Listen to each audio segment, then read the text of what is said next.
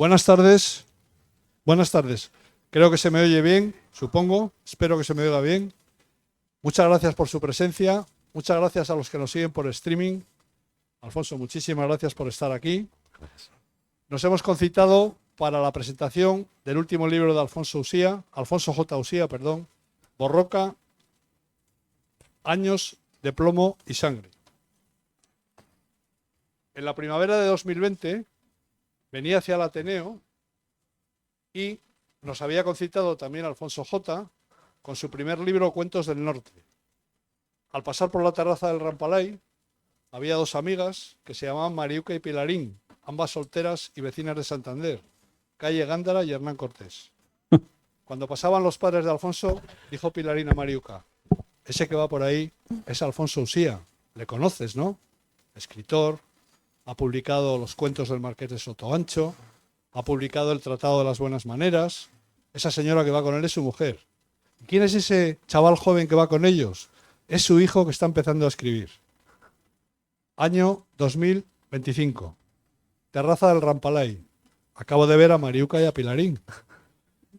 Pilarín le dice a Mariuca: está ahí Alfonso J. Usía. Es hijo de Alfonso Usía, pero claro, el padre ya ha pasado a ser el padre de Alfonso J. ¿Por qué se ha producido este fenómeno que preveíamos que iba a ocurrir? Hombre, porque Alfonso J. Usía, desde 2020 hasta 2025, enero, que es donde estamos, ha escrito Cuentos del Norte, ha escrito Batio, ha escrito El Puente de los Suicidas y acaba de escribir y está presentando Borroca. Además, ha tomado en ABC un protagonismo especial y destacar en las páginas de opinión de ABC es dificilísimo, porque allí no está Ancelotti, pero está Julián Quirós y tiene en el banquillo unas firmas impresionantes. Está Prada, está García Cuartango, está Ignacio Camacho, está Isabel San Sebastián, no Isabel San Sebastián, no me viene el nombre ahora. En definitiva, todos primeras figuras. En el ABC que llega a provincias el sábado, Alfonso ocupa una página impar con gran extensión. Sale, juega el partido entero de titular, nos llena de satisfacción y de placer leerle y por lo tanto es una persona con una trayectoria como escritor ya consolidado y una figura hoy en día de la literatura española. Desde luego, un exponente de su generación, sin duda ninguna. El tema del libro de hoy, como todos los que escribe Alfonso J., es un tema complejo. En la España camisa blanca de mi esperanza de 1975, se encendieron de repente una serie de luces que cambiaron el panorama de gris y blanco al multicolor. Y hubo dos hechos a lo largo de la historia, desde entonces hasta hoy, que ensombrecieron ese proceso en el que todos los españoles nos reconciliamos, nos abrazamos, nos olvidamos del pasado y decidimos seguir juntos y adelante. Ocurrió el 23F, del que no toca hablar hoy, y ocurrió el fenómeno de ETA.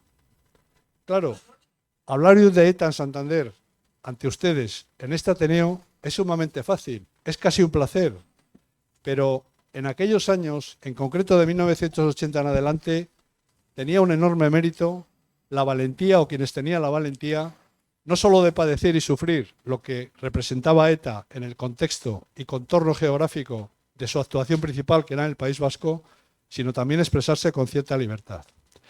Siempre que me toca hablar de ETA, y veo aquí a un representante de una de las asociaciones de víctimas, al que saludo especialmente, me viene a la cabeza inevitablemente el artículo 1 de la Declaración de Derechos Humanos, que me van a permitir leer para preservar la exactitud de la cita.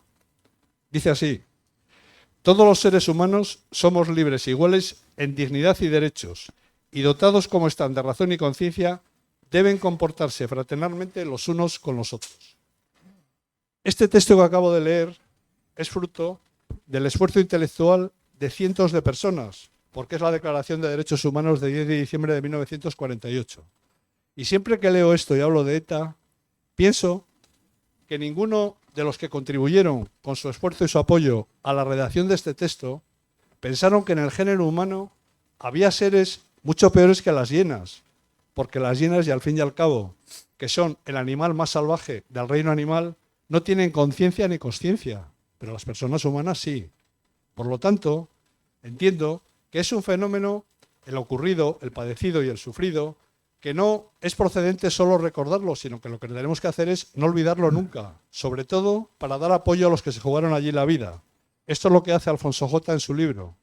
Recordarnos a las fuerzas del orden que protegían o intentaban proteger la seguridad día a día, recordarnos a los empresarios secuestrados, recordarnos a las personas que sufrieron el terror de ETA, mucho más acentuado a partir de 1987, y en definitiva propiciar que la sociedad civil no viva en el rencor. Cada uno personalmente puede recurrir o puede sentir odio, puede sentir perdón u olvido. Pero lo que no sería de recibo es dejar de lado a los miles de personas que han sufrido el terror de ETA y, por lo tanto, es nuestra obligación recordarles, ensalzarles y apoyarles en todo lo que esté a nuestro alcance. Esto es lo que hace en definitiva el libro de Alfonso J., que cuenta una historia de hechos objetivos y reales, con aportaciones propias hasta ahora no descubiertas, y les pido que con la máxima atención escuchen su presentación. Muchísimas gracias a todos.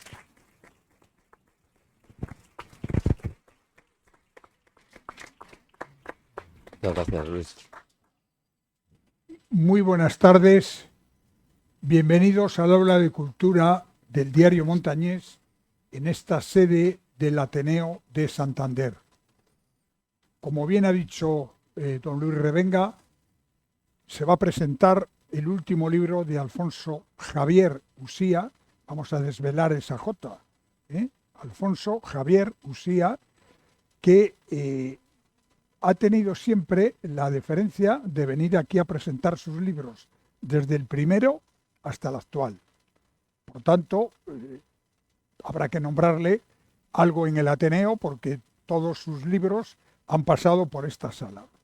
Este libro yo creo que tiene además un especial interés, porque nos viene a fijar una serie de puntos de la historia de España, que nada tiene que ver la historia con la memoria. La memoria es personal, cada uno se acuerda de determinadas cosas, pero la historia es una ciencia rigurosa que tiene que contar los hechos tal como se sucedieron. El libro, como indica su nombre y sobre todo el subtítulo, habla de la banda terrorista ETA, y tengo que decir que cuando he leído esta novela me ha recordado aquellos grandes libros, al menos para mí, de Lapierre y Collins, cuando escribían aquello de Arde París, o Jerusalén, o Llevarás luto por mí, etc.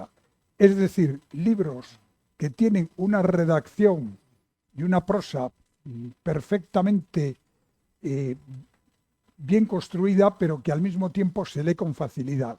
Y sobre todo, yo destaco en este libro la documentación, porque en él se mezclan los hechos reales con personajes reales, con una Guardia Civil, que es un poco el eje de la historia, pero que yo creo, luego nos lo contará, que no deja de ser un trampantojo para poder conducir todo el libro.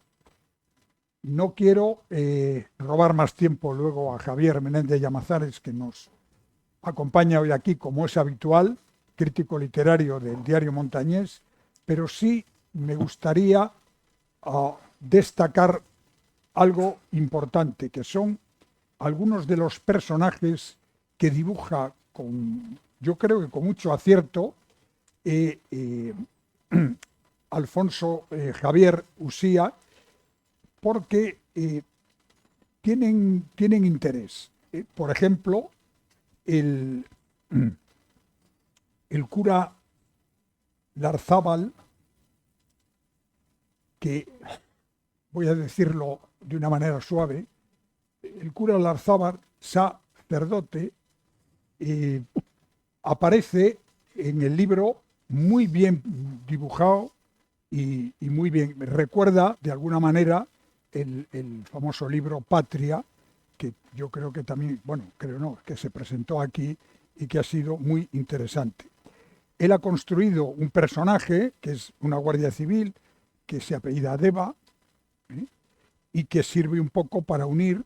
Y luego el otro personaje que yo creo que también tiene mucho interés es el etarra, que se apellida Zubieta, y que ahí se ve un poco cómo funciona. Pero sí decirles que hay una serie de episodios que son reales y que aparecen con los nombres reales de las personas que los vivieron.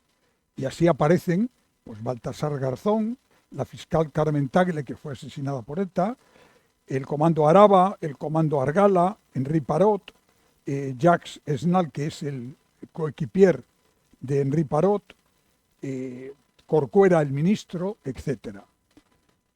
Y yo ya sin más le paso la palabra a Javier Menéndez Llamazares, que como crítico literario hablará más de esta parte. Y luego tendremos una conversación con él. Al final ustedes podrán preguntar y ya como parte final de esta presentación, Usía firmará ejemplares a las personas que quieran y el libro se está vendiendo en la entrada. Gracias.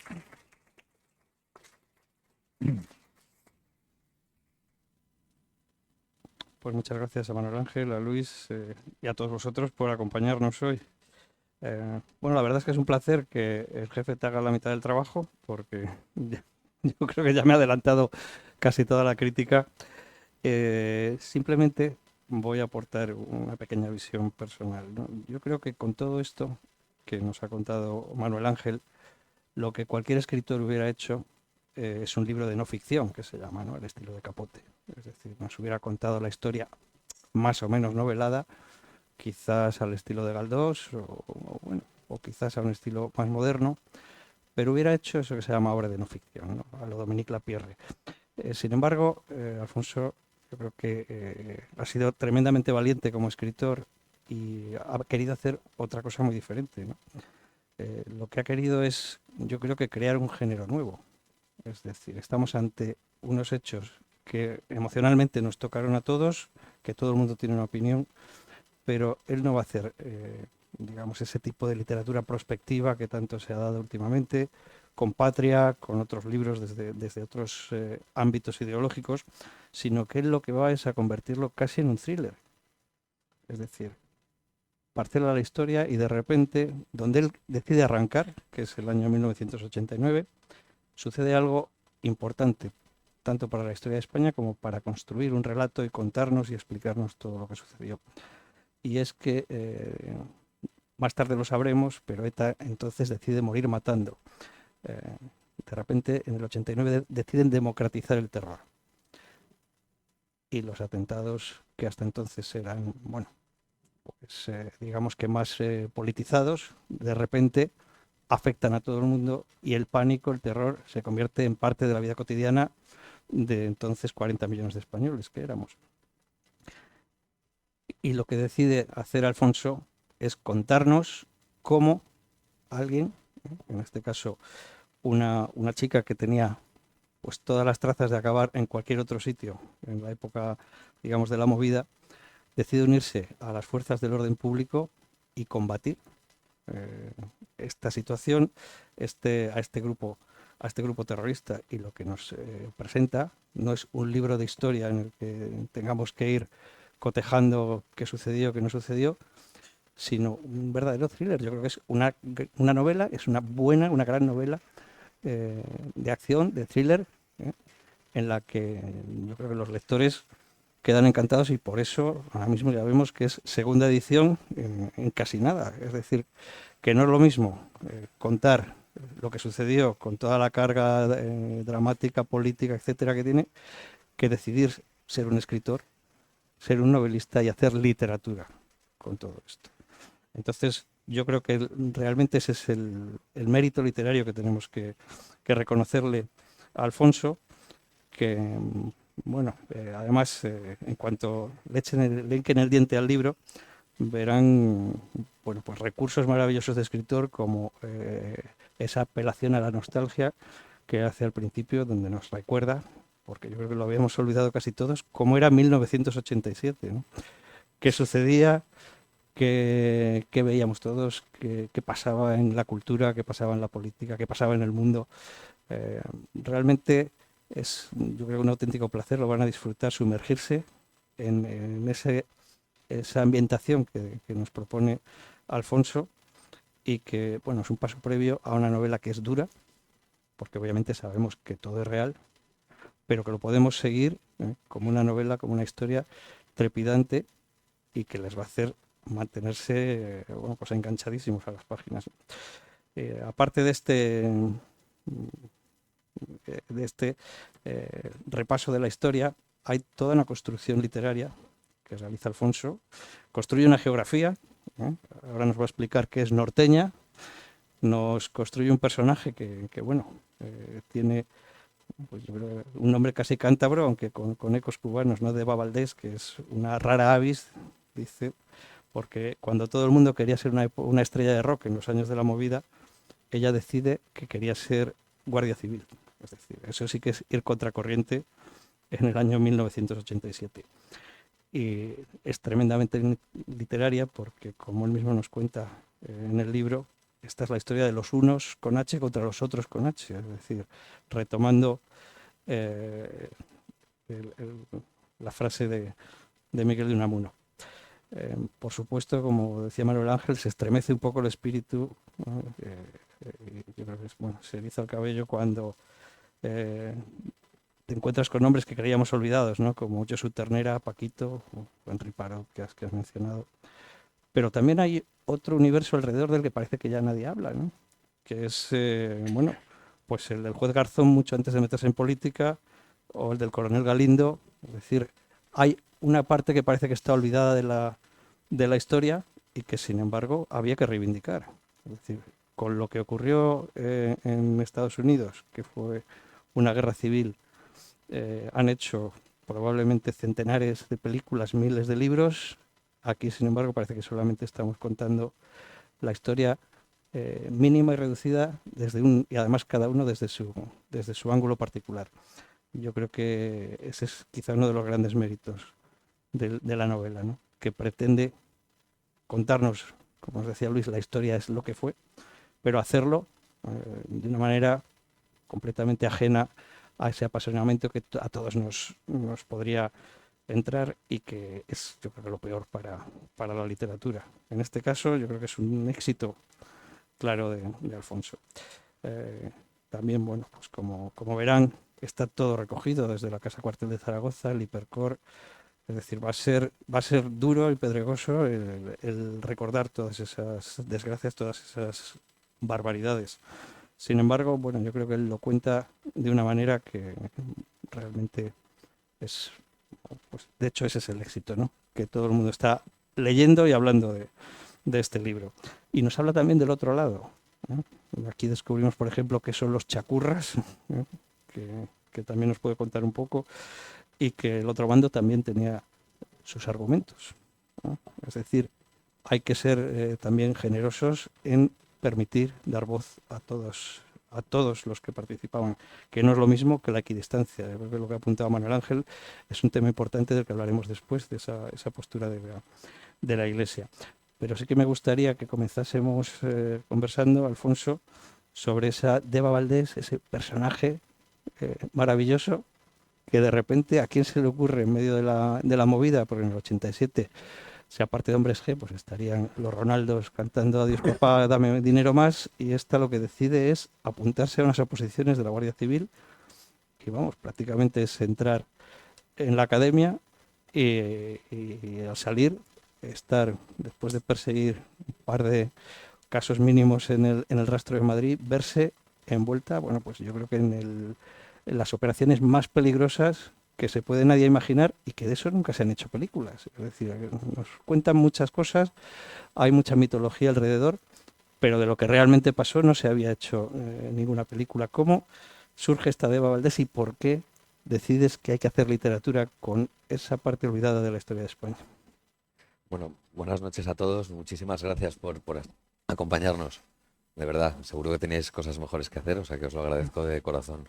Y a Javier, Luis, a Manuel Ángel, gracias por vuestras palabras, porque no sé, ya todo lo que diga pues, lo va a hacer peor. Pero bueno, la verdad es que era como un poco, o sea, leí una encuesta que me dejó bastante impactado hace 2 o 3 años, que decía que 7 de cada 10 jóvenes menores de 25 años no sabía quién era Miguel Ángel Blanco. Entonces, independientemente de todo lo que está sucediendo a nivel político pues eso, con todo este tema, estaba claro que el relato había sido otro, ¿no? Porque si no, o sea, yo creo que todos los que estáis aquí sabéis qué estabais haciendo el día que le mataron. O sea, forma parte un poco de nosotros, ¿no? O sea, yo de cosas así cuando era pequeño, pues te acuerdas de tu primera comunión, de cuando te partieron un diente y qué hacías ese día, porque todo el mundo nos acordamos. Y entonces, que de repente, ¿sabes? Una generación atrás, porque todos los que tenemos un poco más de 25 o 30 hemos vivido con ETA, pero que una generación atrás no se sepa, pues era un poco abrumador. Entonces, siempre me gusta elegir proyectos así, pues como te van a quitar mucho tiempo y mucha vida, pues te tiene que apasionar y te tiene que de verdad quemar un poco por dentro. Y este era, yo creo que uno que sin duda quemaba. Pero además lo haces con un personaje que, bueno, yo creo que va a ser el inicio de una saga, ¿no? Mm. Y es un personaje poderoso, eh, casi, no sé si es contemporáneo o es fruto de su época, ¿no? Porque ya es un momento en que las mujeres reivindican su papel y además, bueno, pues acaban de poder entrar, ¿no? Sí, A sí, las eso fuerzas del orden. lo cambió Felipe González en una ley, creo que fue en el 86, en el que permitía a las mujeres entrar en el ejército. Y la Guardia Civil, como bien sabéis, pertenece al ejército. Es un cuerpo. Entonces, sí que me parecía bastante también impresionante que eso que has comentado, ¿no? En la primera promoción de la Guardia Civil de mujeres accedieron unas 160, de esas cuales 5 se fueron al País Vasco. Porque había un plus de peligrosidad real, no solo de sueldo, sino que, o sea, realmente, ¿no? Entonces, claro, esos personajes me tenían un poco obsesionado, porque es lo que tú has dicho, ¿no? Cuando tienes pues, 18 años, pues tienes unas expectativas en la vida de triunfar, de tal, de estudiar, ¿sabes? Ganar dinero, salir adelante, tal, no sé qué, entonces, y de repente, ¿sabes? Esto es un salario mal pagado para el riesgo que tiene. Era muy raro, ¿sabes? Que una mujer de repente decidiera meterse en la Guardia Civil. O sea, imaginaos, me imagino que habría pues unas capas de machismo y de miradas bastante fuertes, ¿no? Y bastante arcaicas. Y luego, por otro lado, al final es por un bien que casi no se agradece, ¿no? O sea, porque al final a ti te pagan al final de mes una nómina paupérrima, pero tampoco, ¿sabes? Te cambia la vida. En cambio, pues, que se la cambias a los demás, ¿no? Y entonces me tenía obsesionado. Entonces investigué mucho con las primeras mujeres que accedieron al cuerpo y el personaje de Deva, un poco, que es la protagonista y pues, la columna vertebral un poco de la novela, pues al final es un alter ego de las 3, 4, ¿sabes?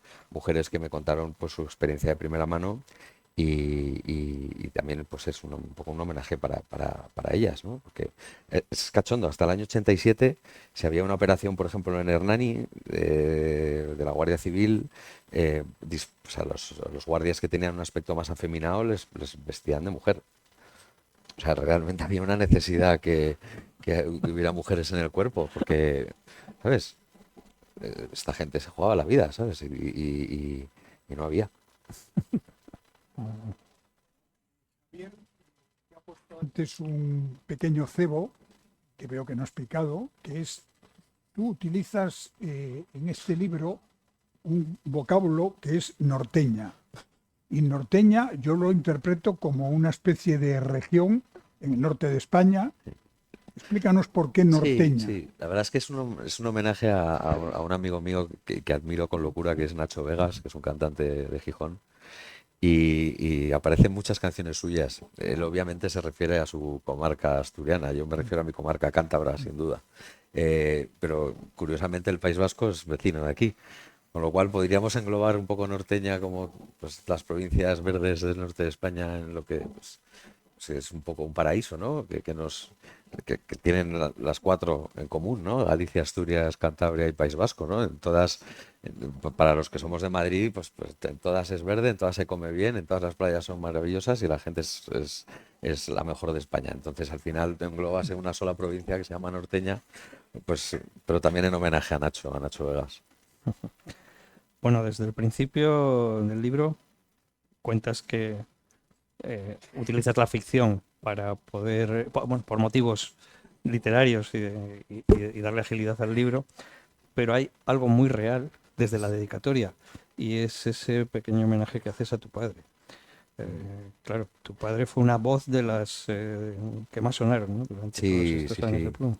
Yo entiendo que no le puedes pedir a todo el mundo la misma valentía que tuvo pues, gente como mi padre, gente como, pues, no sé, periodistas, no sé, Gorka Landaburu, Carlos Herrera, José Luis Laponte, que lo mataron, periodista del Mundo, director del Diario Vasco. O sea, ha habido muchos casos de periodistas y de escritores pues, que no se quedarán sin tinta. Y en el fondo, yo creo que es un poco la parte así más personal que, obviamente, el tema de ETA en casa siempre pues fue un tema importante, ¿no? O sea, mi padre está con escolta 30 años. Y entonces, pues, yo creo que al final tampoco me considero un escritor de ficción lo suficientemente bueno como para llegar a un escritorio, inventarme una idea y escribirla y, ¿sabes? No tengo ese talento. Entonces, al final, todos mis libros eh, tienen que llevar una parte un poco mía que en este caso, desgraciadamente, pues es esa época, ¿no? Que, bueno, que es mía y que es de muchos españoles, ¿no? Porque realmente pasó muchísimo. Hay una cosa ahora muy curiosa, por ejemplo, es con las elecciones que hay en el País Vasco y demás. Hay 400.000 personas que por amenazas, por extorsión, por no pagar el impuesto revolucionario, por ser víctimas, por ser familias de víctimas y demás, se han ido del País Vasco. O sea, por ejemplo, ahora, la semana pasada cumplía 30 años la muerte de Gregorio Ordóñez, ¿no? Que le dio la vuelta al Ayuntamiento de San Sebastián, ¿no? Que cuando llegó él no había ningún diputado y cuando a los 4 meses de matarle hubiera ganado las elecciones. Eh, Todos esos votos ya no están allí, porque ha habido un exilio de votantes que se estiman 400.000 personas. Entonces, las elecciones serían un poco distintas hoy en el País Vasco si esos 400.000 personas votaran. Sí, al hilo de esto, 400.000 personas que salen del País Vasco, pero a lo largo de todo el libro tú reflejas una realidad que yo creo que es, al menos en mi opinión, la más preocupante, y es el silencio que hubo en el País Vasco durante la época de ETA, en la cual, como se cuenta, no sé, algunos párrocos ni tan siquiera hacían un funeral, mucho menos si era multitudinario, en el que la gente veía atentados y luego no declaraba, no colaboraba en absoluto, y sobre todo el que una gran parte, o al menos una parte sustancial, de los vecinos del País Vasco, de las 3 provincias, las 4, porque en Navarra también estaba ocurriendo, mantenían un apoyo, algunos directo y otros indirecto, a ETA. Y eso está pasando un poco desapercibido. Es decir, el, el daño colectivo que se hizo en ese momento y la colaboración directa e indirecta que tuvo la mayor parte de los ciudadanos del País Vasco. Sí, hay un dato que es bastante duro, ¿no? Hay muchas viudas, muchas víctimas, hijos, viudas, maridos, tal, que se inventaban la causa de la muerte. Si no había saltado la noticia o directamente se cambiaba de pueblo, decían, no, yo soy viuda. ¿De qué murió tu marido? Pues de cáncer o de un accidente de tráfico. O sea, no querían decir que había sido víctima de ETA porque ya te condicionaba mucho en tu entorno, ¿no? Eh, Volviendo a lo de la Iglesia sí que es verdad que destaca por ser muy poco caritativa esos años en el País Vasco. Y luego el padre Larzábal es un personaje real. El padre Larzábal estuvo acusado por pertenencia a la banda terrorista, dio cobijo a 2 miembros de un comando. O sea, hay varios asesinatos de ETA en los que los sacerdotes del pueblo son los que apuntaban los itinerarios y las horas de las futuras víctimas y se lo pasaban a ETA. O sea, es que todo es bastante salvaje y sobre todo que es una cosa que nos toca a nosotros. O sea, que no nos la tienen que contar en el sentido, pues eso, que la hemos vivido de verdad, ¿no? Entonces, que todo eso se vaya cambiando por intereses es un tema muy oscuro. Es un tema muy oscuro, pero sí que es verdad que no hay nadie de aquí, que no sé, a lo mejor hay algún bebé, pero no son horas, pero hola, ayuno, ¿sabes? Pues es una bendita esa que no sabe quién es ETA. Pero sí que es verdad que la sociedad vasca yo creo que también, por eso elegí esos años donde trabajar, ¿no? O sea, elijo el 87 porque primero ya no existe el GAL, que es prácticamente, pues eso, es una de las grandes meteduras de pata, en mi opinión, del gobierno y yo creo que un poco que venía con la praxis que podía heredar del franquismo, ¿no? De hacer las cosas un poco a tu manera. A medida que van avanzando los 80, pues no existe el GAL, no existe el batallón vasco-español, ya no hay, ¿sabes? Ya no hay atentados contra terroristas en ese sentido, que por cierto hubo muy pocos, o sea, es una cosa que está muy amplificada. Y luego a la vez coincide con que la cúpula de ETA se muere Txomin Iturbe en Argel en el 86, que era, joder, que era un general, o sea, era un bestia, era un animal, ¿sabes? De bellota. Pero es que justo después de ese, que ya un asesino el creador del comando Argala, o sea, un tío muy bestia. Se hace con la cúpula de ETA el colectivo Artapalo, que son Francisco Mújica Garmendia, Paquito, Chelis y Fittipaldi, y estos ya, ¿sabes? Cierran, me parece que es la quinta o la sexta asamblea de ETA, apoderándose la ladura, digamos, de la cúpula, ¿no? Entonces, por ejemplo, son los que matan a Moreno Vergareche, a Pertur, que era uno de los ideólogos de ETA y que entendía que ya pues, no tenía mucho sentido con la democracia avanzada seguir asesinando y lo matan. Son los que ordenan el asesinato de Yoyes, que fue jefa de ETA a finales de los años 70. O sea, ellos marcan y luego son los que empiezan a poner féretros blancos encima de la mesa para poder negociar. O sea, son los que idean y los ideólogos del atentado Hipercor un viernes por la tarde en Barcelona en el 87, pues eso, en verano, el atentado de la Casa Cuartel de Zaragoza, que se mueren 11 personas, 6 niños, el atentado de la Casa Cuartel de Vic, son los que deciden poner escamas de jabón junto a las bombonas de Amonal, porque el jabón cuando te toca en el cuerpo te derrite la piel, entonces no se lo pueden quitar. O sea, es un nivel de salvajada que ¿sabes? No contrasta con un poco con la democracia ya asentada, avanzando en derechos y libertades, con una opción que tenían política para meterse con HB en el Congreso ¿sabes? O sea, no coincide, hay algo que realmente está muy mal, ¿no? Entonces, o sea, cuanto más está la democracia asentada, ETA se vuelve más salvaje. Parece que son 42 víctimas de ETA durante el franquismo y 800 en democracia. Con lo cual, el relato este que nos están vendiendo constantemente, que al final era un grupo de liberación armada y revolucionario y que, bueno, ¿qué tal? Pues no, era una salvajada. Y creo que hay poco del tema, se habla poco. Ujú. Bueno, salvajes, pero tremendamente eficaces y malévolamente bien organizados, ¿no? De hecho, casi anticipan algo que luego hemos visto que copian otros terrorismos, como el musulmán, y es que de repente el grupo de asesinos reciben las órdenes directamente de la cúpula y nadie prácticamente de la organización tiene contacto directo con ellos, de manera que son prácticamente indetectables. Es decir, sus técnicas, su táctica y su estrategia estaba muy trazada, muy depurada, y probablemente la policía y la Guardia Civil española no estaba luchando en igualdad de condiciones, y es, bueno, pues realmente una guerra muy desigual, ¿no? En aquel momento. Pero ETA estaba muy compartimentada y era el secreto de su éxito. O sea, por ejemplo, el comando Argala, que lo crea Txomin Iturbe, hay una novedad que es que todos los miembros del comando, los 4, son franceses, son argelinos.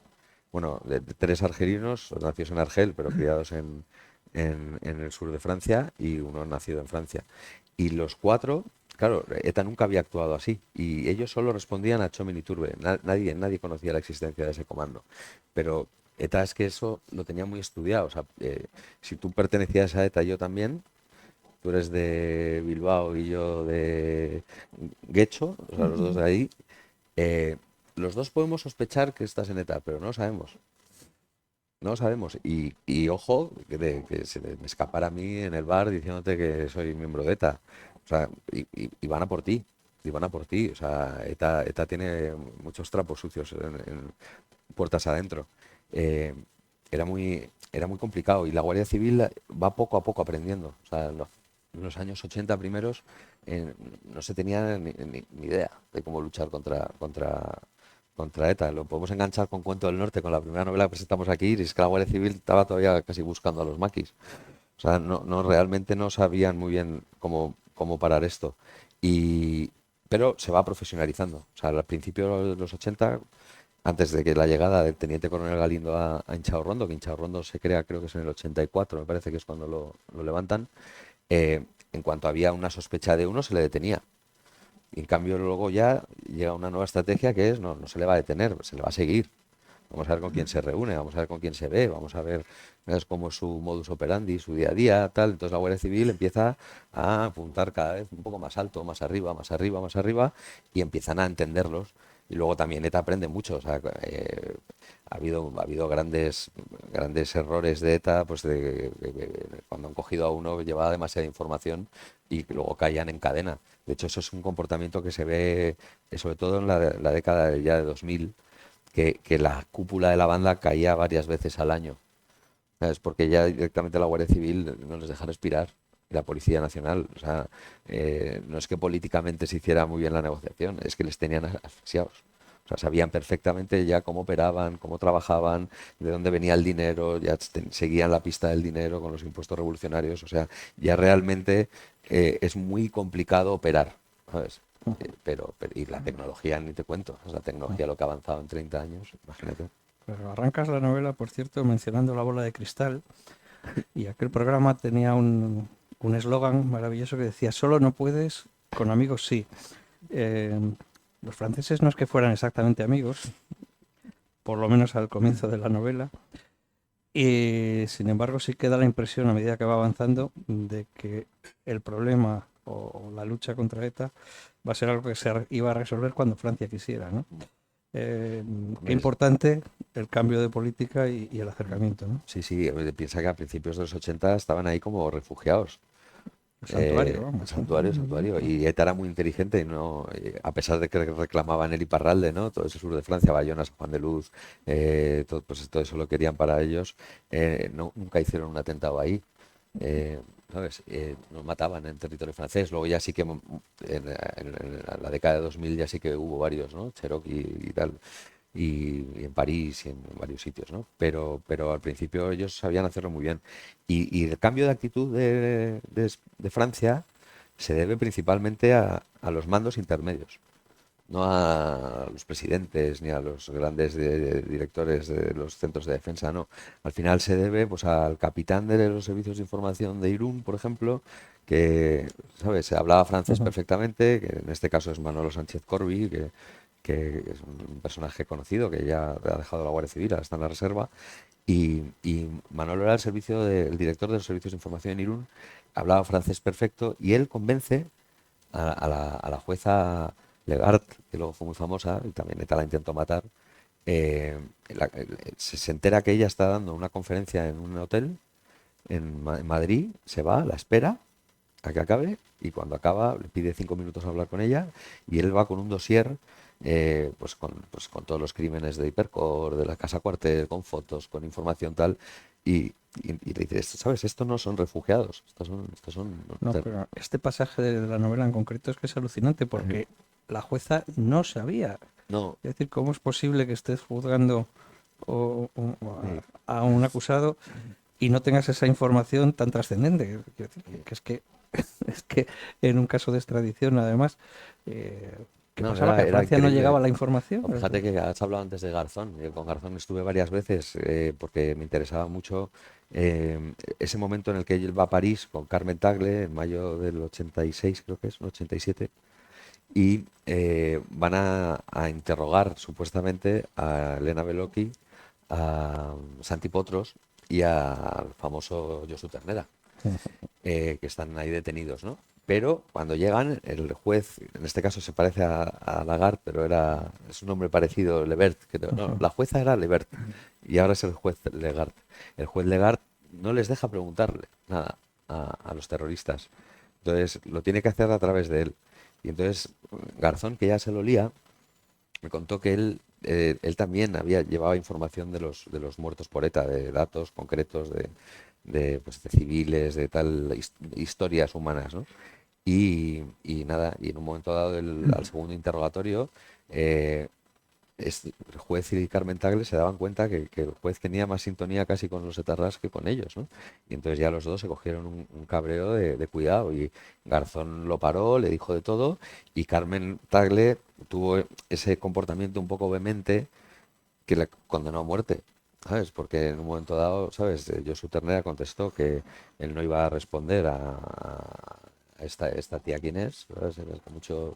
Sí, y entonces ella dijo, bueno, pues este hijo puta, así como una cosa un poco, ¿sabes? Casi, no sé, de reacción pura, ¿no?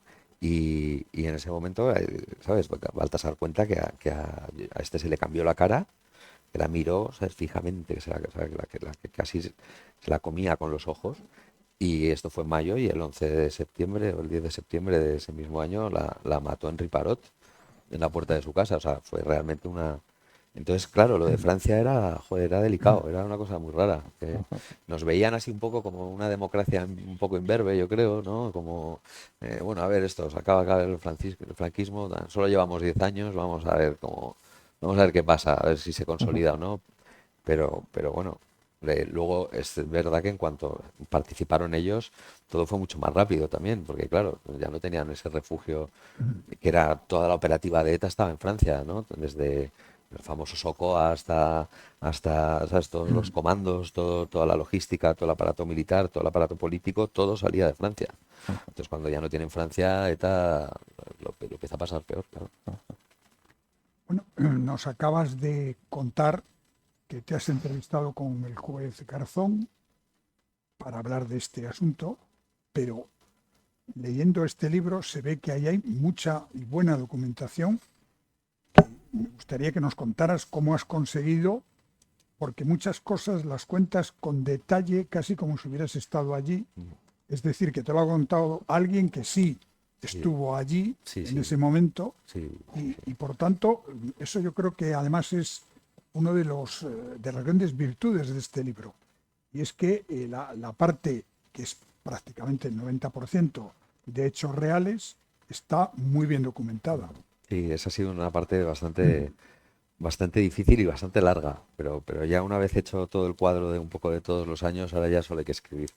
Eh, He tenido, por un lado, el juez Garzón, miembros de la Fiscalía, de la Audiencia Nacional, todos que participaron en distintas operaciones, ¿no? Luego, por otro lado, la Guardia Civil se ha volcado, la verdad, porque yo creo que para ellos la parte que les toca es una parte muy importante, ¿no? ¿Sabes? Yo creo y también es justo reconocerlo, ¿no? ¿Sabes? Tanto la policía como la Guardia Civil, pero la Guardia Civil especialmente, pues eso, que 230 me parece que son guardias civiles muertos de las 800 víctimas, o sea, es una pasada. Luego he estado con algo del entorno de ETA, porque también o sea, también quería intentar comprender que si tú naces en Hernani en 1965, tus padres te hablan en vascuence, en alavés, en vizcaíno, en euskera, en el que sea. Tus abuelos también. O sea, tus amigos, ¿sabes? Tienen unas ideas políticas, unos más radicales, otros menos, pero al final hay un bar en el pueblo, y en ese bar resulta que hay unos botes, unas propinas para los presos de ETA cuando entras. O sea, quería entender cómo podías simpatizar con ellos. Pero claro, aunque puedas entender políticamente, inventarte ese circo y que no tener otro tipo de documentación y no informarte de una manera objetiva, eh, de ahí a coger una pistola y pegar un tiro es como quien entra en un banco y atraca, o quien ve a una señora sacando dinero en un cajero y la tira al suelo y le roba el dinero. O sea, ya está el componente que seas un hijo de puta, ¿no? Entonces, como que, pero sí que tenía que saber transmitir también, pues cuál es el cuento.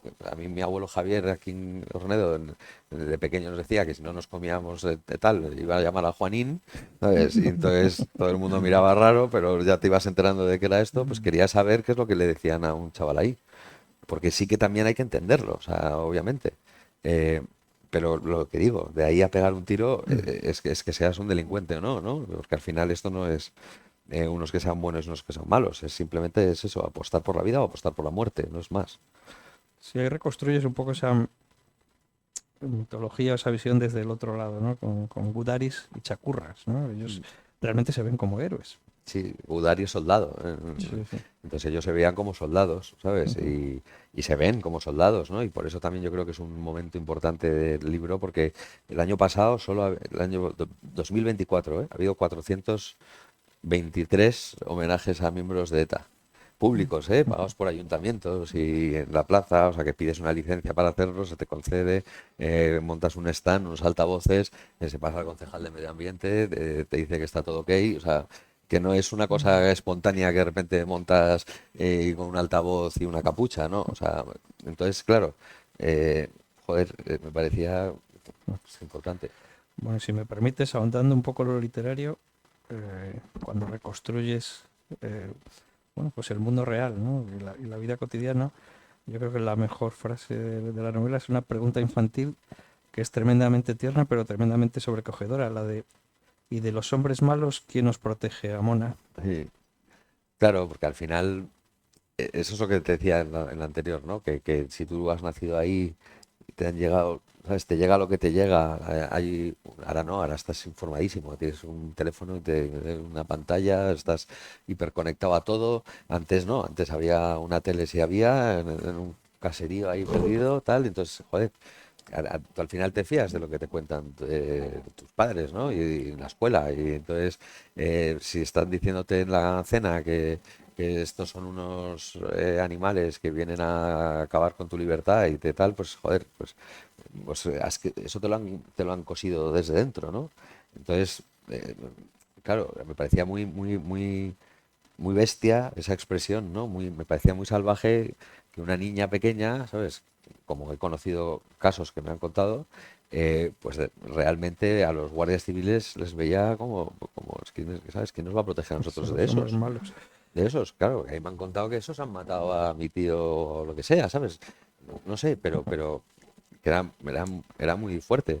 Entonces al final yo creo que ahí hay que hacer un delicado equilibrio entre transmitirle a la niña, en este caso a la nieta, lo que es el bien y lo que es el mal. Que luego ya puede entrar cualquier afinidad política, lo que sea, ¿no? Porque, joder, estamos en democracia, faltaría más, pero sí, esos mínimos valores, ¿no? Éticos, un poco que ya no es ni religioso el tema, es de ser humano, de pues eso, mi libertad acaba donde empieza la tuya, no te puedo hacer daño, no te puedo ofender, no te puedo matar, por supuesto, ¿sabes? No te puedo robar y entonces ahí está un poco la Bueno, parte que nos falta. dices tema religioso, yo creo que todos vamos a volver siempre a la misma escena, porque yo creo que es la que más nos impacta, ¿no? Y es esa de la equidistancia y el cura, eh, cuando se niega a, bueno, pues hacer una mención, no voy a destripar demasiado, pero hay una frase que dice el cura, nosotros no tenemos posición.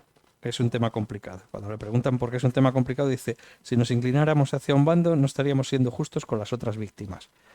Esto es de lo que hay que huir, ¿no? Sí, sí, sí. Mira, fíjate que cuando estalló la casa cuartel de Vic, que pues eso, con niños muertos, una barbaridad, ¿sabes? Estaban jugando en un patio y el Comando Barcelona con Zubieta, que es un personaje real, y fue el único que sobrevivió a la redada que luego hizo la Guardia Civil. eh, Cuando soltaron el coche por una rampa, porque estaban probando otro tipo de explosivos, ya no eran un detonador al uso, sino que lo activaban dentro y dejaban que el coche, había una rampa y entraba hacia abajo, y era un patio y estaban jugando una pila de niños ahí al fútbol, tal, otros con cromos y no sé qué, tal, y lo vieron y tiraron el coche, o sea que no es un tema que les pillara por sorpresa, ¿no? Y entonces luego se escondieron en una casa, tal, bueno, y la Guardia Civil al final les localizó y fue la unidad especial de intervención y antes de que entraran en la casa por ellos, los terroristas les vieron y empezaron a dispararles a la Guardia Civil. Un guardia civil fue herido, dos terroristas murieron y otro se entregó. Y al día siguiente el obispo Setién hizo unas declaraciones en el Diario Vasco que decía que la Guardia Civil tenía que cuidar muy mucho su manera de actuar y evitar muertos porque claro, ¿sabes? Habían muerto dos hijos del pueblo vasco y que si estábamos en democracia, pues teníamos que ser justos. Entonces, claro, la Guardia Civil no empezó disparando, o sea, se defendían de un ataque de unos tíos que estaban en un sitio, en una casa, disparándoles. Aún así, ¿sabes? No dijo ni mu de las víctimas de Vic, ni de los niños, ni de las mujeres, ni de los inocentes, pero sí que tuvo la suficiente, ¿sabes?, sutileza de meter la estocada, ¿no? Entonces, al final era un poco, eso iba hacia abajo, la iglesia es jerárquica y todo, ¿sabes? Si el obispo va por ahí, no te quiero contar en un pueblo de 50 personas la crudeza que debía ser eso, ¿sabes? Bueno, pensemos un poco en el futuro. Tú aquí has construido un personaje, Deva, y yo creo que ese personaje tiene suficiente entidad como para crear nuevos relatos, nuevas novelas, y más teniendo en cuenta, estoy mirando así de reojo, porque este libro que se presenta hoy aquí ya es la tercera edición, lo cual quiere decir que en muy poco tiempo ha vendido ya en muchos ejemplares. ¿Cómo va a ser el futuro de Deva? Pues en mayo, supuestamente de este 25, tengo que entregar la segunda parte a la editorial y no sé qué va a pasar, pero a lo mejor va a ser junio. Pero la idea es, ahora saco un libro sobre Madrid que recoge un poco, los domingos tengo unas páginas en ABC, solo en la sección de Madrid, que es al final pues unos retratos así muy, yo creo que también de memoria míos de la ciudad de Madrid, de cada barrio, de cada cosa y tal. Y entonces eso sale en mayo a la venta. Y la idea es un poco intentar que no acabe el año sin sacar Vidart. Esa sería la segunda parte. Pero sí, es un personaje que va a crecer. Yo quiero hacer 4, por lo menos, de esto. No seguidas, ¿sabes? Pero sí lo tengo en el horizonte. Y creo que además, creo que hay que ocuparse un poco de los años claves, desde eso, desde el 87, 88 hasta la muerte de Miguel Ángel Blanco, más o menos. Yo creo que esa década es la que también cambia la sociedad vasca, la que también, pues un poco ya, digamos que todo se les va de las manos, ¿no? Porque que ya no pueden seguir con esa barbarie y yo creo que ya ahí podría un poco concluir este trabajo. Bueno, pues yendo un poco a Alfonso Javier, escritor, yo creo que la única frase que no ronda el tema en el libro es una reflexión que haces sobre el desenfreno, que dices que la vida desenfrenada es de lo primero de lo que uno se cansa. Después de haber leído bueno, pues tus libros contando, por ejemplo, tus aventuras como escudero representante AR de Antonio Vega, etcétera, me imagino que sabes perfectamente lo que hablas. Realmente la vida loca está cansada y está... Bueno, hay gente que no se cansa, ¿eh? Pero también, no sé, a mí cada vez me da más pena, ¿sabes? Ver a la gente de mi quinta, pues sabes que ya, pues eso, estás ya en los 40 y tal, y que no sé, tenía una columna de eso, que todos mis amigos me dejaron de hablar durante un día porque era lo de la posadolescencia, ¿sabes? Que era un tema que me parecía clave y es eso, que, ¿sabes? ¿Qué fuera de lugar está un tío de 45 en un bar ¿sabes? Pues que desentona, ¿no? Entonces yo creo que ya al final, pues está muy bien cansarse de eso. Y luego que también, no sé, yo creo que de todo te cansas, pero principalmente de ese tipo de cosas. Bien, yo creo que la conversación ya ha dado bastante de sí y ahora sería el momento en el que ustedes puedan preguntar a Alfonso Javier y que él nos siga contando aquellas cosas que a ustedes les preocupen o sobre las que quieran profundizar. Para ello, por favor, hagan una seña, les pasaremos el micrófono y hagan la pregunta que Usía la responderá.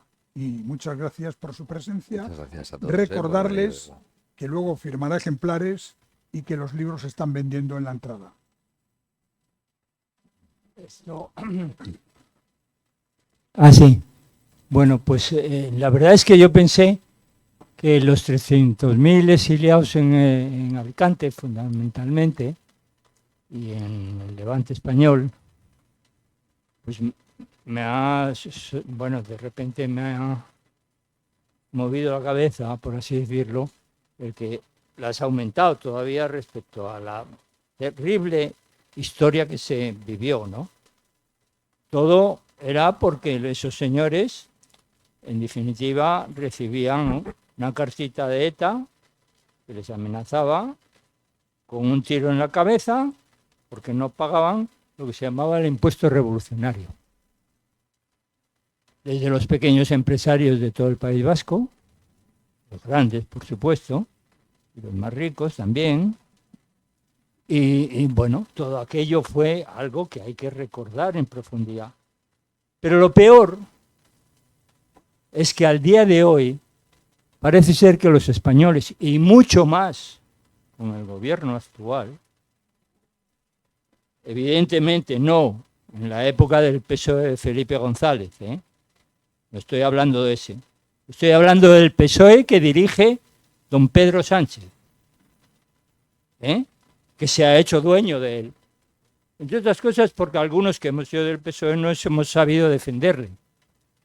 Tenemos nuestra autoculpa, aunque yo me salí del PSOE hace bastante tiempo, aunque entré en el 74. Pues eso es una cosa, claro, parece mentira que al día de hoy esos señores no puedan cambiar el status quo político del País Vasco en las elecciones autonómicas del País Vasco ni en las elecciones generales del país. Porque no pueden, en términos reales, cambiar el eje de poder existente en el País Vasco. Claro, eso me recuerda todavía más cosas, ¿no? De la actual situación política española. Me recuerda que la presidenta de Navarra, militante del PSOE, pues llegó a ser presidenta porque el actual gobierno pactó con Bildu el que llegara a ser presidenta. Y hoy día Bildu, el señor Otegi, sale día sí y día también en la televisión española diciendo que ellos son unos santos, que no ha pasado nada prácticamente, que nos olvidemos ya, ¿no? Y claro, eso es insostenible, ¿no? Porque esa es la realidad que estamos viviendo. Ahora que vemos Auschwitz... Perdona, estimado amigo, que nos conocemos bien, Sí. ¿podrías concretar la pregunta? No, mi pregunta es que, en definitiva, en estos momentos, el actual gobierno español, por llegar a los máximos, ¿me entiendes?, de ejercicio de un poder unilateral y no pactado de lo que es terminar definitivamente con ETA, no hace nada, sino que permite que en la televisión española el señor de Bildu hable un día sí y otro no, en la televisión oficial española, y que el señor Otegi se permite decir todos los días que ahí seguimos.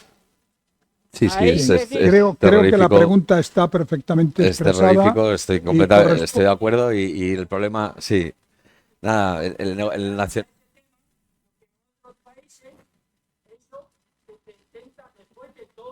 Sí, sí.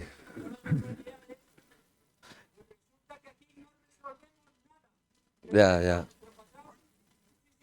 Te van a responder Sí, ahora. mira, el Gracias. nacionalismo se caracteriza por ser un negocio y es un negocio muy rentable, entonces, claro, cuando se necesita que ese negocio funcione, pues le concedes un poco más y le concedes tal. Por supuesto que el tema político, pues ahora mismo no está haciendo un flaco favor a todo lo que es esto de ETA, ¿no? Y solo, pues eso, comentar lo de los 423 homenajes que hubo el año pasado en el País Vasco a miembros de ETA, a delitos de sangre, y, financiados al final, un poco con el dinero de todos, ¿no? Pero sí, desde luego no atravesamos un momento dulce a nivel político. Pero ya no por una ideología u otra, sino ya por el nivel un poco que tienen de los políticos. Perdona, Sí, sí. por favor.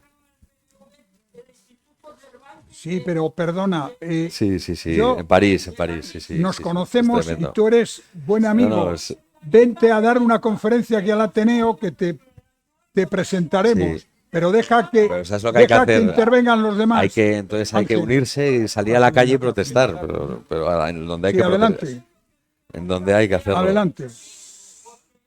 Ya, Buenas. Hola. sí, interven, sí. Mire, lo primero de todo, agradecerle la obra que ha hecho. Yo soy policía y gracias por la empatía que ha demostrado en su obra. Creo que lleva muy bien el reconocimiento de la Cale Borroca, que como fue considerado un terrorismo de baja intensidad, realmente fue un terrorismo real, de llamarles cachorros, a luego ejercer. Hubo un acto, ya lo sabe usted, en Sagarna, un Erchaina, que fue atacado la furgoneta con cócteles Molotov. Entonces creo que lleva usted muy bien a través de Chelis, que fue el que creó la Cale Borroca, lleva muy bien, hila muy bien lo que la gente no ha conectado nunca, que era la Cale Borroca con el terrorismo, y no ha dejado de ser todo. Claro. Le doy la enhorabuena y también el reconocimiento a los compañeros que han sido atacados y asesinados en el País Vasco y en toda España.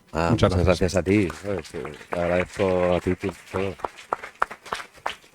La verdad es que hay una cosa muy curiosa, y es que ETA iba cambiando mucho la manera que tenía de reclutar. Y sí que es verdad que cada vez, por todo lo que hemos hablado antes, o sea, por la salvajada que representa ya a medida que van los 80 adelante y demás circunstancias, cada vez le resulta más difícil encontrar dentro de su entorno partidarios, de coger una pistola y disparar, ¿no? Entonces, como bien has dicho, Chelis marca esa estrategia de pescar en la calle. Entonces, pescar en la calle, en la Cale Borroca, Borroca es lucha, es guerra, es contienda, y Cal es calea, ¿no? Calle, tal.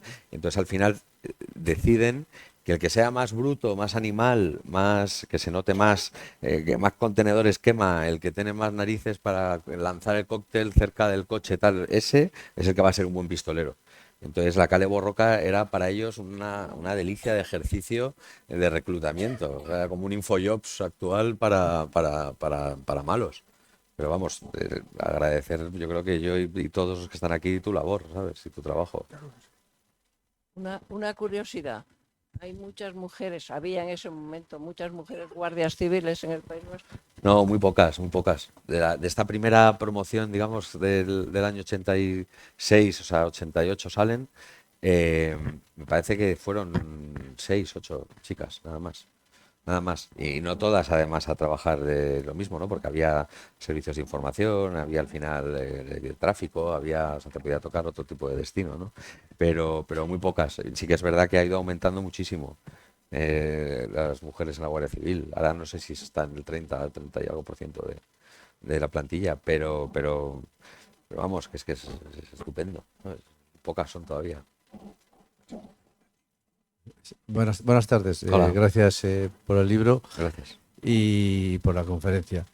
Quería, sobre el tema de entender a la gente que explicaste antes, yo creo que hay una parte de la población vasca que se la entendía perfectamente y que está muy bien definida en un libro que habrá leído casi todo el mundo, que es El bucle melancólico, que procede de un exetarra nacido en ese ambiente.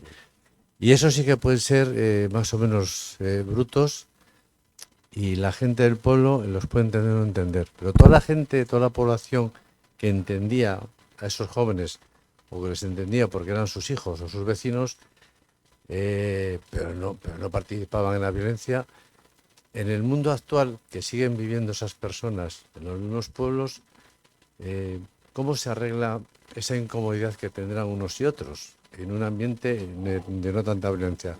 ¿Cómo ves tú ese ambiente de esas personas que estaban en silencio y ahora ya no hay tanto silencio? Yo creo que sigue habiendo mucho silencio. O sea, creo que ahora hay menos silencio en el sentido que por lo menos han contado sus testimonios, han hablado, y luego que sí que ¿no? El espíritu de Hermoa realmente sí que significó algo, ¿no? Yo creo. Pero luego ha habido también una actitud un poco de, bueno, de eso ya mejor no se habla, ¿eh?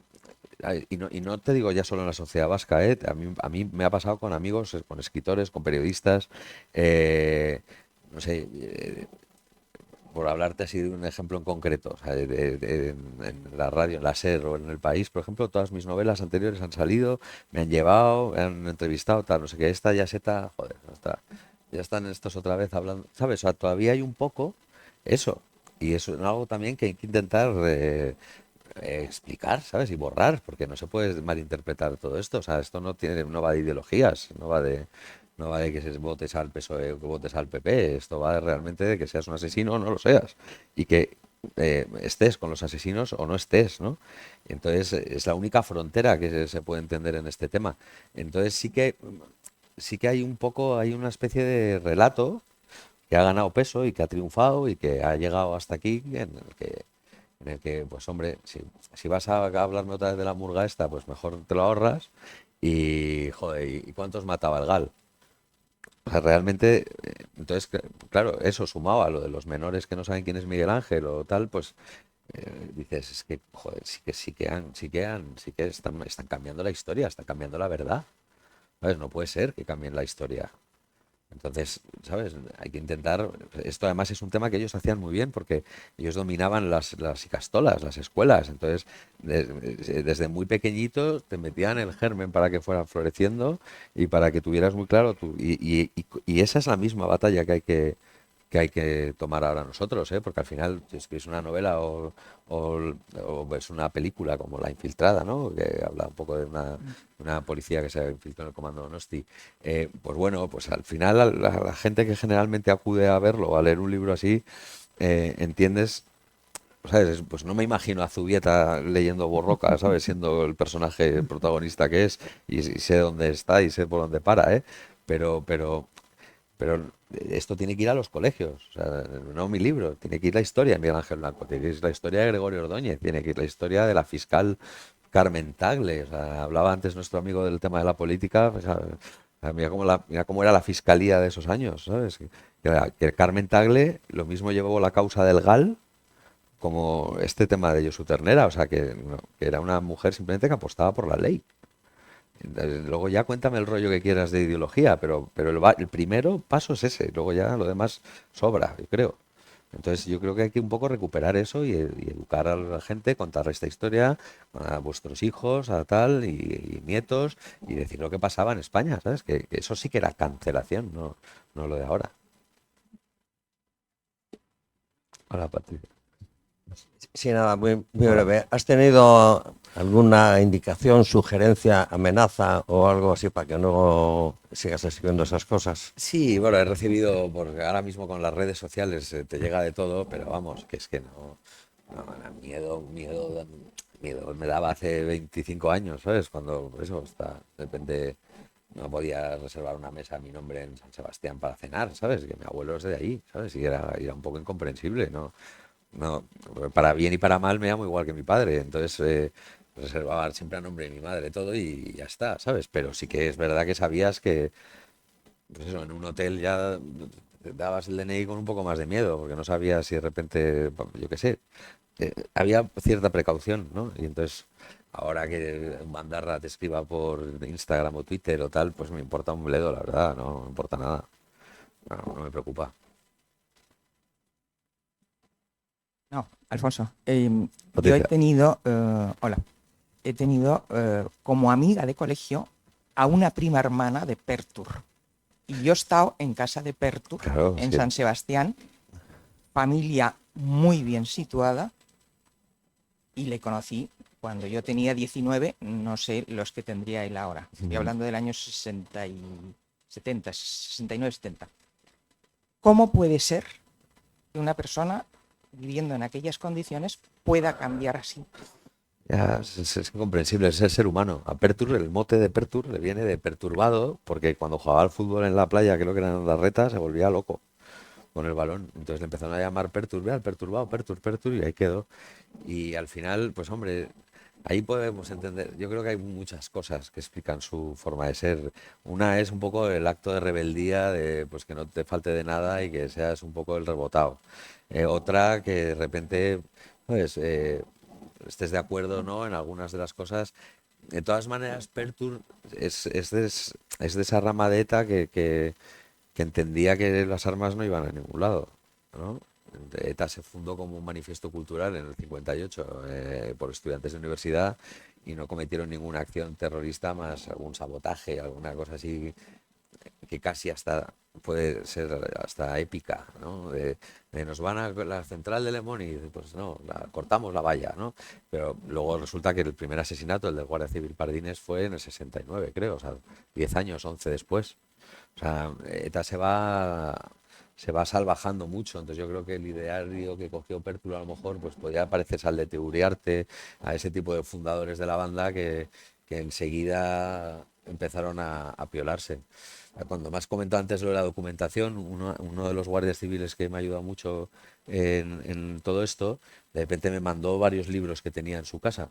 Y uno de los libros que tenía era un libro de la historia de ETA, escrito por Teuriarte, fundador de ETA, dedicado a este guardia civil.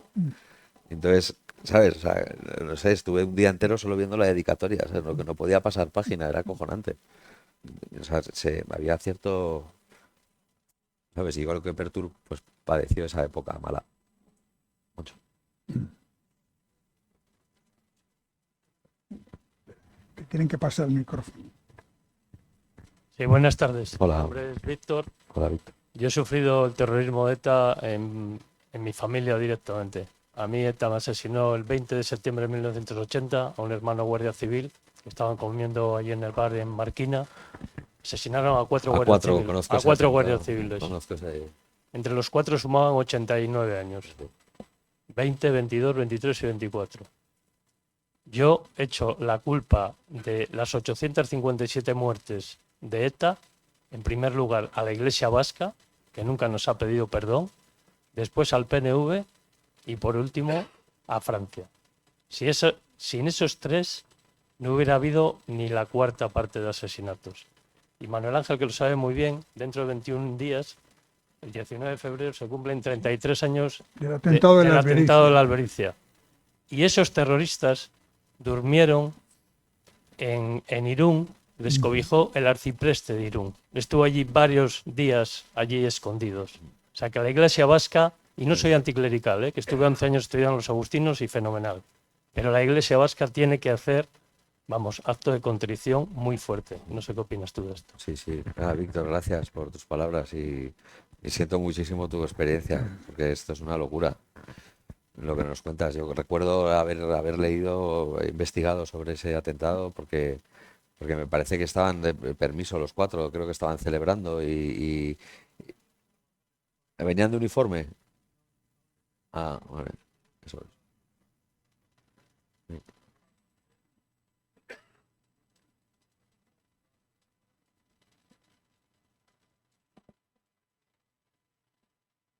Uno por la cocina y otro por la puerta con... pues eso, o sea, eso. Lo hemos hablado aquí. Es que era muy salvaje. Sí, estoy de acuerdo con lo del PNV. El PNV, Arzayus era el gran creador de esa frase, ¿no? De ETA asesina, ¿sabes? Nosotros recogemos los frutos, ¿no? Las nueces, ¿no? Del árbol, ¿no? Era un hijo de puta. No tiene otra palabra. Y la Iglesia, pues la verdad es que, pues eso, una cosa ya no equidistante, sino realmente condenable mucho su comportamiento. No entiendo el arraigo ahí, porque yo soy muy de arraigos y quiero entender siempre, ¿sabes? Por eso estoy tan arraigado aquí, a Cantabria, por ejemplo, ¿no? Por toda la familia de mi madre y toda nuestra vida aquí. Y no consigo entender qué arraigo puedes tener una persona cristiana para ser así de canalla, ¿no? Entonces no estoy completamente de acuerdo contigo. Y Francia, lo que hemos hablado también. Nada, encantado de conocerte, Víctor. Sí. Yo quería preguntarte una cosa que has hablado al final, cuando has dicho, bueno, a estas alturas, ya esto, con todo lo que has estudiado ahí, que has mirado y tal, ¿sería imposible que volvieran otra vez? Todos estos locazos que quieran tirar del hilo y volvieran otra vez a empezar a pegar 4 tiros, a matar a 3 personas. Bueno, la semana pasada leí una noticia bastante inquietante de Fernando Lázaro, que es un periodista de investigación del diario El Mundo buenísimo, o sea, es de los mejores periodistas que hay en el periódico, que había cazado pues una especie de manifiesto que se estaban pasando entre Chapote y otros, Chapote que es el que disparó literalmente a Gregorio Ordóñez, a Fernando Mújica, a Miguel Ángel Blanco. Se habían pasado una especie de manifiesto, una carta de intenciones, en el que decían que ETA era una brasa que no se apagaba y que seguía encendida y que estaban muy descontentos con la política de Bildu y tal.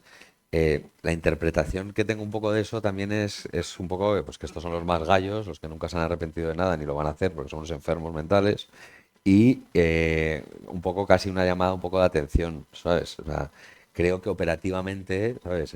Aquí hay un profesional que lo va a saber mucho mejor que yo, pero operativamente creo que con la tecnología que haya creo que es muy complicado que exista una banda terrorista, digamos, en nuestro suelo, ¿sabes? O sea, sí que es verdad que ataques de fuera es distinto porque no lo podemos controlar tanto o porque también vamos aprendiendo como se ha aprendido con el yihadismo, por ejemplo, ¿no?